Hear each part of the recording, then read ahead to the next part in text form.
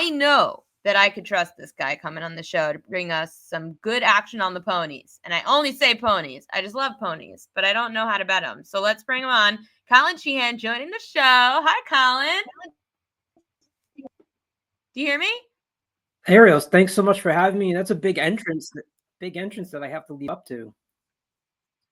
No pressure at all. The chat's just been really excited about having someone on to talk Breeders' Cup. I had to get you on. I know I told the chat 3 weeks ago. I'm like, he's coming. We'll get him before I go to Aruba. No worries at all. Colin, just before we get started, tell people a little bit about yourself. Absolutely. Been handicapping basically my whole life. Grew up just outside of Boston. I'm 1 mile from the previous Suffolk Downs.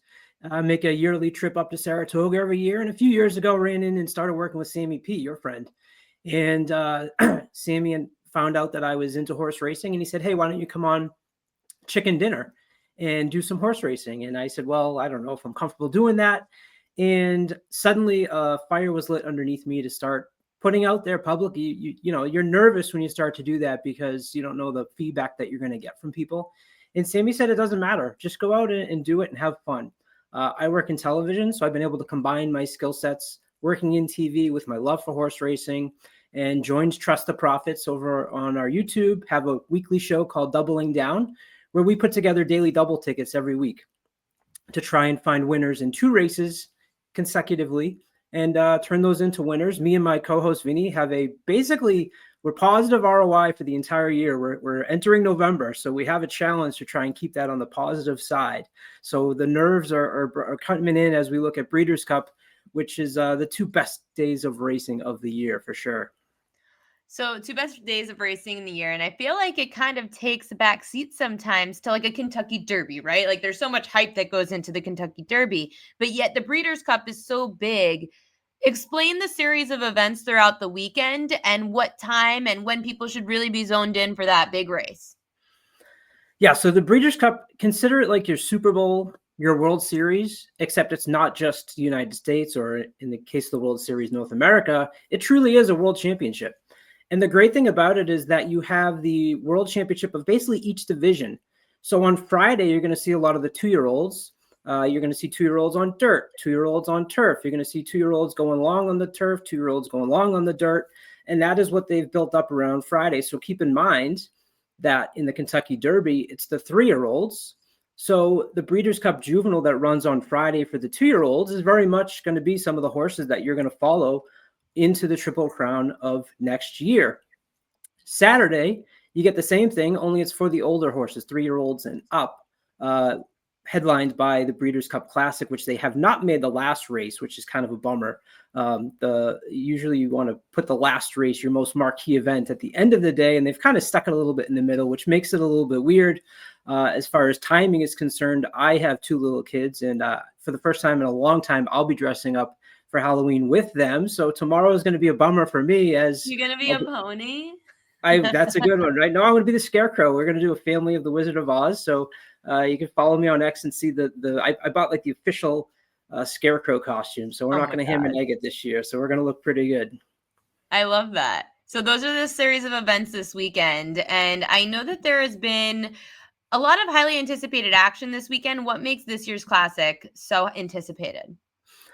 Well, we lost a little bit of that luster in the last 24 hours when Sovereignty, your 3-year-old champ, the horse that we've been so excited about. I've ridden the coattails of Sovereignty into my podcast Getting Bigger, to put in my show on Nessa Nation, because he was my horse starting at the beginning of the year. And he came out, won the Derby 10-1, came back, won the Belmont, won the Jim Dandy, went up to Saratoga, won the Travers, and has really mopped up the 3-year-old crop. The thing that was really exciting going into the Breeders' Cup Classic was this is going to be the opportunity to see Sovereignty run against the older horses.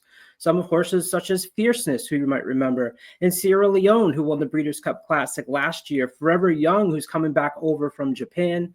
Journalism and Baeza were other horses that you probably recognize from your coverage if you watched the Triple Crown races this year. And so Sovereignty getting the matchup versus some of those older horses. And for once, you get kind of a field that has talented older horses coming into it. Losing Sovereignty was just a real big bummer as far as what the race could have been. I think everybody wanted to see how Sovereignty matched up against those horses of that caliber. It's still a great field. You still get Fierceness, Forever Young, who I mentioned, the 3-year-olds, Mind Frame, who his jockey fell off last time. So it'll be interested in to see what true progression he's made in his career, to see if he can come in at a price. And Sovereignty being out of the race has also shifted some of the odds. So if you were a fan of Sovereignty, as I was, the price on some of these other horses, such as Fierceness, is now down to 5-2. Forever Young is a horse I really liked at 6-1 or 7-1. He's now 7-2. So some of these horses that you were hoping to get value on because Sovereignty was in the race has now really changed that complexion as well. But that race goes off on Saturday, and even without Sovereignty, it's still a terrific race. Well, even without Sovereignty, then what is our betting approach for this race? So for this one, and anybody that's followed me over on Trust the Profits or Chicken Dinner, Sammy P has always given me so much of a. Prior to this year, when I wasn't picking Sovereignty, I kept saying Japan's going to win a Derby. Japan's going to win a Derby, because Japan had a big, huge Breeders' Cup a few years ago. Last year, they went over. And Forever Young was a horse last year from Japan who I was really high on and was my pick in the Kentucky Derby. He ended up finishing third, and he ran really solid. He ran again in the Breeders' Cup Classic last year, finishing third again. But last year, he got the rail. He was the number 1 hole. And I think he was a little bit uncomfortable in that Breeders' Cup Classic. Immediately was kind of shuffled a little bit as they passed the stands for the first time. But when they came around for the finish line, he was closing nicely to finish third in that race as well. Forever Young, to me, I'm not crazy about the price now that Sovereignty's out. He's dropped to 7-2. Like I said, I loved him at 5-1 and 6-1. I think he's a really talented horse. He hasn't let me down. So at least when I picked Derma Sotogake on Sammy P's podcast 3 years ago, he did not make me look very smart, and Sammy was able to rag on me a little bit. Forever Young has at least backed it up and has had some really big performances around the world, including a huge run in the Saudi Cup earlier this year with a huge speed figure. So we're still 48 hours away from the big race, so I'll change my mind probably 10 or 15 times. But I think I'll probably be focusing a little bit around Forever Young. Mind Frame's another horse. He's the number 8. He's at 6-1. He's trained and he's owned by the same owner as Fierceness, so it's interesting that both of them come into this race.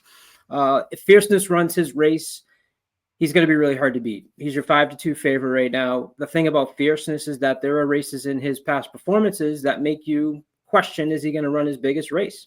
I was big on him in the Whitney Day, and he didn't show up. Then he came back in the Pacific Classic, which was at Del Mar, had the rail, had some trouble in that race. I think there was a little bit of a storyline that if Fierceness had trouble, he's going to kind of fold and not be there for you. He overcame that trouble in the Pacific Classic, and that has a lot of people thinking that that's behind him now, and he runs his race, he's going to win it. He's back in on the rail. The trainer said the only thing I don't want is the 1 hole. Well, Fierceness drew the 1 hole, so he's going to have to not have that trouble that he did in the last race. And now Forever Young doesn't have that rail, like I said he had last year. Now he's in the 5 spot right in the middle. I think he's going to be able to track off some horses, and he would be one that I'm probably going to be building, at least for the Classic, my tickets around. Mark wants to know, are you counting Beza and Journalism out? I am.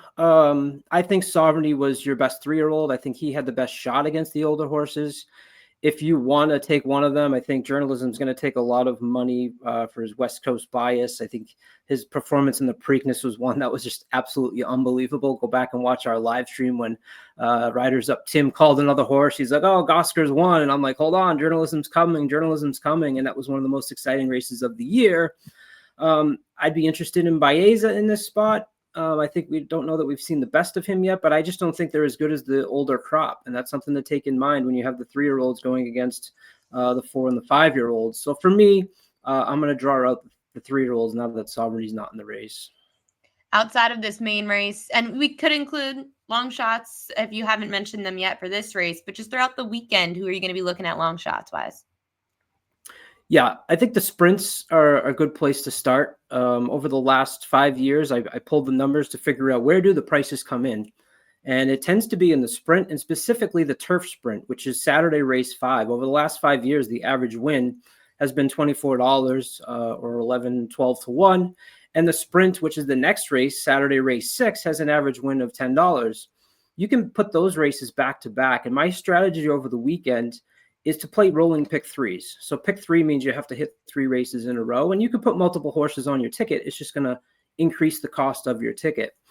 Don't try to go into Breeders' Cup weekend just betting against all the favorites. I've learned through my years of wisdom that although you might get that one big long shot, you're going to just end up, spinning your wheels. You got to kind of be strategic. And what you do with these favorites in the races that you have a strong opinion on is look at the other races on the other sides of them and try to put together a pick three. So for example, on Saturday, how I just talked about the turf sprint, and the sprint might be a place to make some money. Race 4 is a horse by the name of Sweet Azteca, who's 2-1. And I think that she looks very strong in the filly and mare sprint. You can go into race 5 then and look at a couple of horses I have 3 horses that I like at 4-1, 5-1, and 12-1. The number 8, AG Bullet, is 4-1, has Johnny Velasquez aboard. If you want to just pick jockeys, Johnny Velasquez is basically, I was going through making my picks, and it's like, oh, Johnny Velasquez is aboard again. Oh, Johnny Velasquez is aboard again. So if you take anything from this segment and you don't watch horse racing a lot, if you see Johnny Velasquez as the jockey, you could probably say, I bet Colin likes this horse, because that's pretty much where my tickets have gone. The number 5, Bring the Band Home. He had 2 huge races up at Saratoga this year, going 5.5 furlongs, including an Equibase speed figure of 124, which jumps off the paper to me. And then Arizona Blaze, the number 3. The jockey chose him over Bucano Fuerte. He was second in the Commonwealth at Ascot. He's a grade Group 1 and Group 2 winner at 5 furlongs over in Ireland. You have to pay attention to the horses coming overseas on the turf particularly. So I think you use a little Sweet Azteca with the 3-5-8 in race 5. And then race 6, there's some other horses that I like in there as well. Number 10 is going to be your favorite. I think he has an opportunity to bounce. He looks really strong if he runs his race, but he took a long break, came back, put up one of his career bests. And to me, that's always expecting a little bit of a letdown in his next race. So in there, I'm going with the 3, 7, and the 12. The 3's name is Lovesick Blues, who's going turf. He had a really nice performance switching from turf to dirt. Number 7, Imagination. He's a horse I really thought was talented last year. Maybe a little bit worried about the bench, but you're getting Bob Baffert and Juan Hernandez aboard. He had an easy win at Santa Anita last time out.